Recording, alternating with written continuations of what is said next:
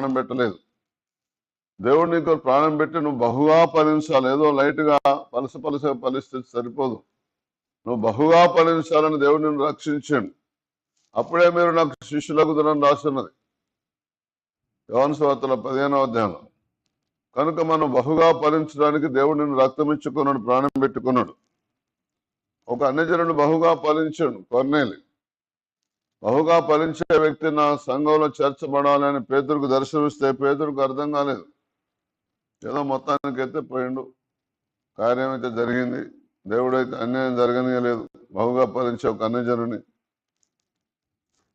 బహుగా ఫలించే శాబాదేశపురాణి, బహుగా ఫలించే రాహబ్ అనే వేశ్య, ఇంకెంతో మంది, ఇంకా అంత మాత్రమేనా, బహుగా ఫలించే శతాధిపతి. అయ్యా నువ్వు నా ఇంట్లోకి రావడానికి యోగ్యుని గాను,